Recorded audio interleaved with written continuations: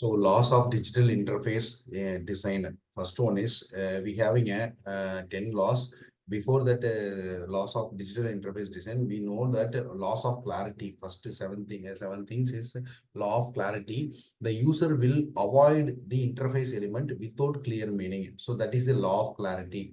So that is a law of clarity. Second one is law of preferred actions. The law of preferred action is nothing but the user will feel more comfortable when they understand what the preferred action is.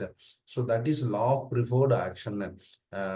Next one is law of context. So the user expects to see the interface controls close to the object he wants to control. So the fourth one is law of default.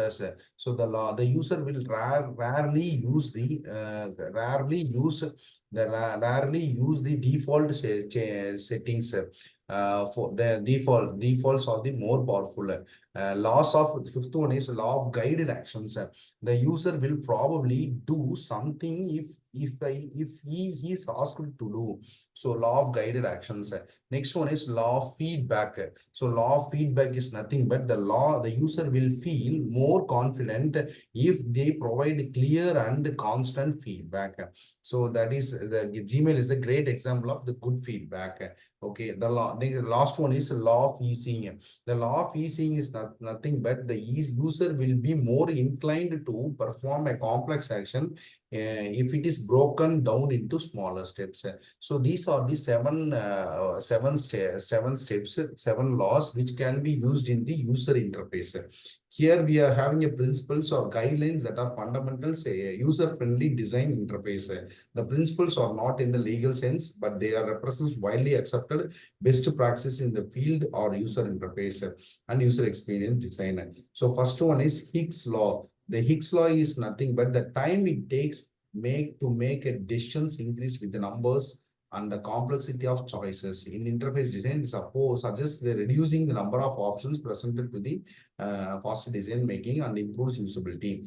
Next one is Fitts law. The Fitts law is nothing but it relates to the time it takes move to the target area, such as clicking a button. If you are clicking a button, it takes the time limit. How many microseconds or milliseconds to perform the actions.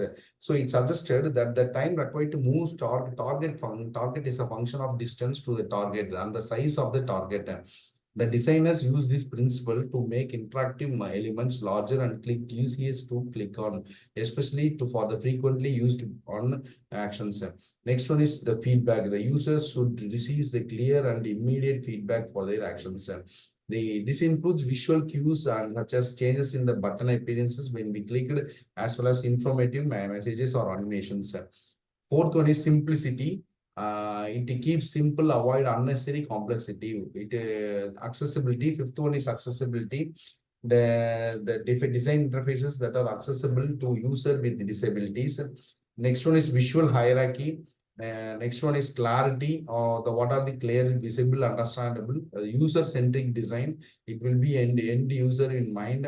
The flexibility, the customize their experiences with when appropriate. The flexibility. Last one is performance. So the optimized interface performance to ensure smooth interactions and fast load times.